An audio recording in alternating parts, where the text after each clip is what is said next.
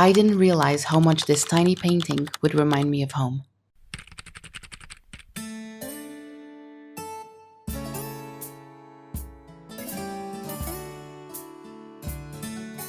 Hi there, welcome to Pluma Art Studio. My name is Maria, and for episode 2 of Tiny Canvas Collection, I'm painting a bird of paradise inspired by the flowers I grew up around in the Azores.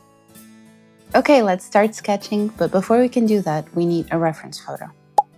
And once you have that, you can grab a color pencil, which I personally prefer, especially if you find one that matches the vibe of your palette.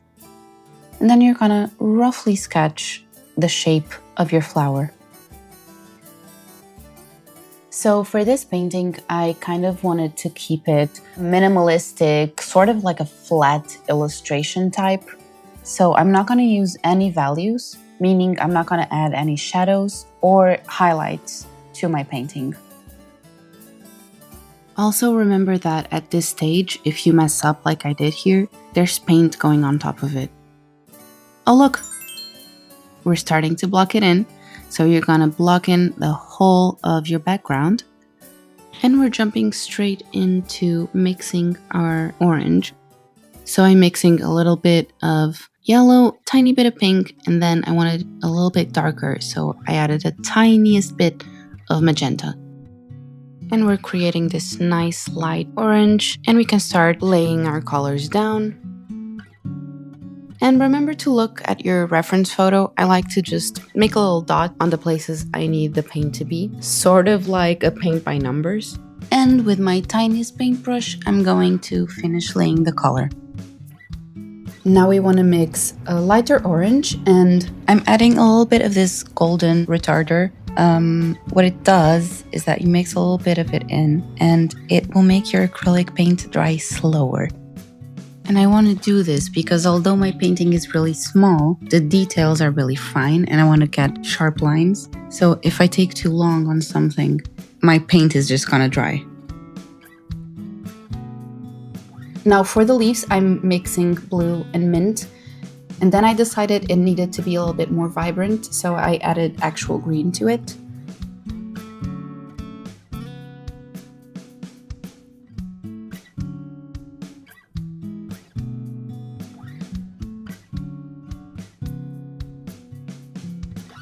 And then I mixed a little bit of yellow for the top of the leaf and a little bit of blue to darken the stem.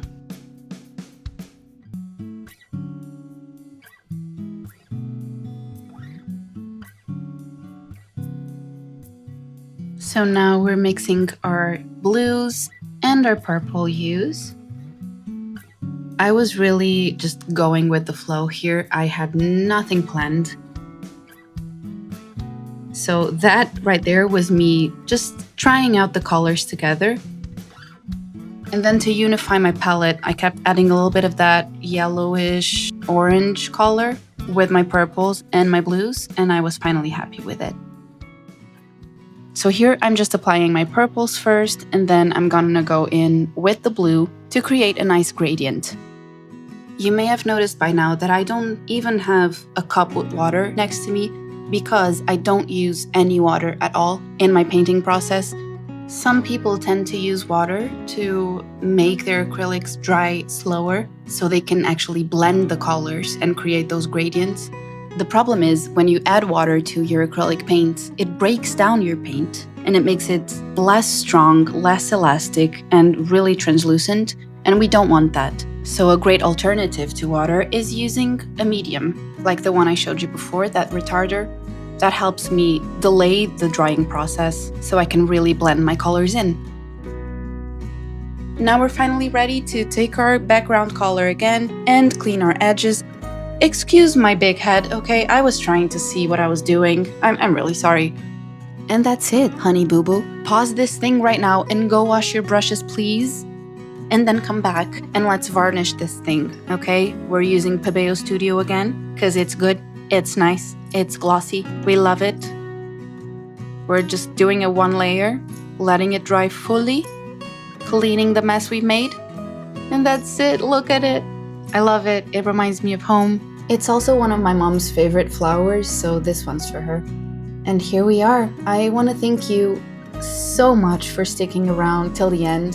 This is painting number 2 done. And come back next week to see what I paint next. I'm gonna be here every week until we finish this wall, so stick around, grab your things, and let's paint. Alright, I'm counting on you. Don't let me down, boo-boo. Bye!